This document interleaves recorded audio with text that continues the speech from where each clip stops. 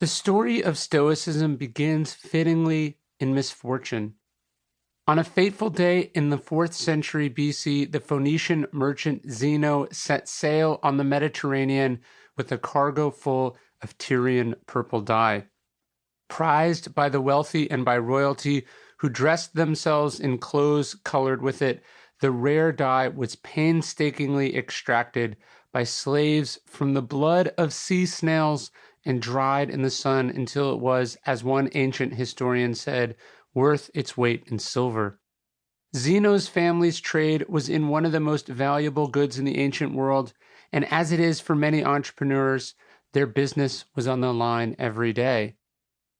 No one knows what caused the wreck. Was it a storm, pirates, human error? Does it matter? Zeno lost everything, ship and cargo, and in a time before insurance and venture capital, it was an irreplaceable fortune. Yet the unlucky merchant would later rejoice in his loss, claiming, "I made a prosperous voyage when I suffered shipwreck." For it was a shipwreck that sent Zeno to Athens and on the path to creating what would become Stoic philosophy. There are, like the origin stories of all prophets, some conflicting accounts of Zeno's early life, and his shipwreck is no exception. One account claims that Zeno was in Athens already when he learned of his cargo's demise and said, "Well done, fortune, to drive me thus to philosophy." Still others hold that he had already sold the cargo in Athens when he took up the pursuit of philosophy. It's also quite possible that he had been sent to the city by his parents to avoid the terrible war between Alexander the Great's successors that ravaged his homeland. In fact, some ancient sources report that he possessed an estate and maritime investments worth many millions at the time of his arrival in Athens. Yet another source records that Zeno arrived in 312 BC at the age of 22, the very year that his birthplace was razed and its king was killed by an invader.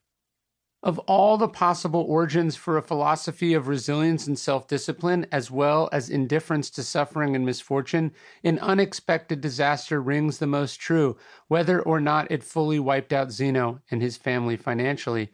A shipwreck might just as easily have driven Zeno to an ordinary life as a land-based merchant, or depriving him of his family, it would have driven him to drink or destitution.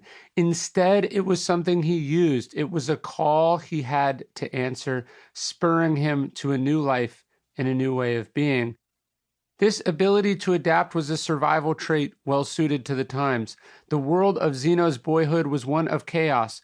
In 333 BC, the year after he was born in Kition, a Greek city on the island of Cyprus, Alexander the Great liberated the country from 2 centuries of Persian rule.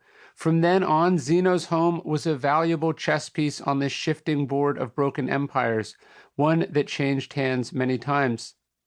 His father was forced to literally navigate this chaos as he traveled the seas in the family trade. There would have been blockades to run, bribes to pay, and enemy lines to avoid as he sailed from Cyprus to Sidon, Sidon to Tyre, Tyre to Piraeus, the great port city outside Athens, and back again. He seems to have been a loving father who made sure to bring home many books to his son, including those about Socrates.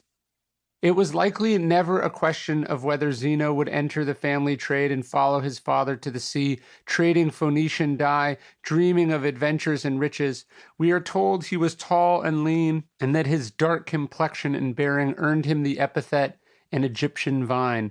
In his later years, he would be described as thick-legged, flabby, and weak, attributes that caused him some awkwardness and social shyness as he aged and adjusted to life on land.